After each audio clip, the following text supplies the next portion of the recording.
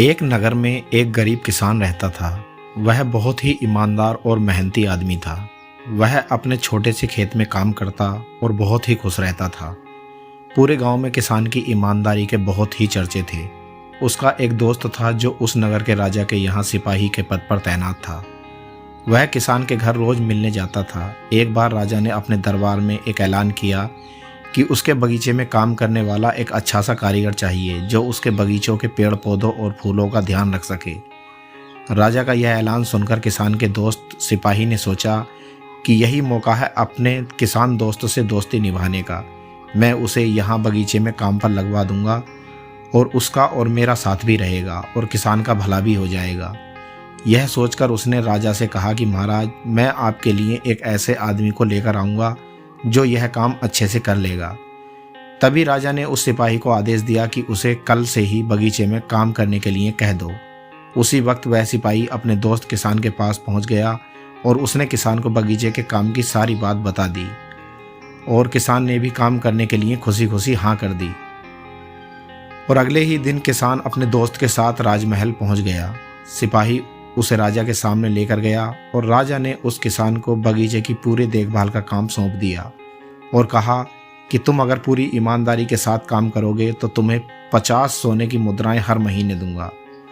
किसान ने खुशी खुशी बगीचे में काम करने के लिए हाँ कर दी और वह उसी वक्त से बगीचे में काम करने लगा।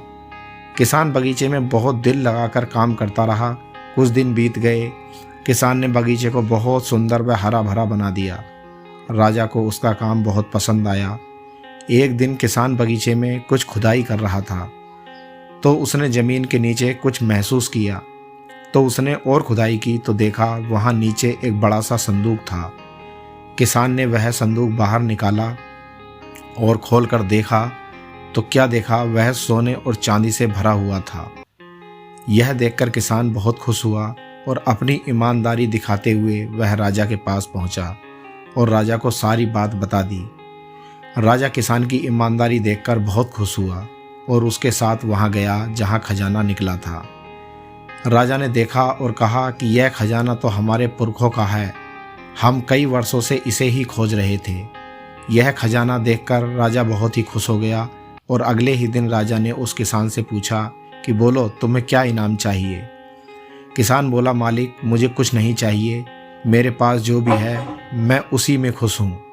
राजा उसकी इतनी अच्छी बात सुनकर और ज़्यादा खुश हो गया और उसने किसान को अपना मंत्री बनाने का फैसला किया और कहा, यह मेरा हुक्म है। तो किसान ने राजा की बात मान ली और राजा का मंत्री बन गया। तो दोस्तों, सबसे बड़ी ईमानदारी ही है जिससे एक गरीब किसान इंसान से राजा का मंत्री बन गया। दोस्तों, कैसी लगी आपको ये कहानी कमेंट करके ज़रूर बताएं। अगर कहानी पसंद आई हो तो लाइक, शेयर और हमारे चैनल को सब्सक्राइब भी कर देना ताकि ऐसी ही नॉलेजेबल कहानी आपको मिलती रहे। शुक्रिया।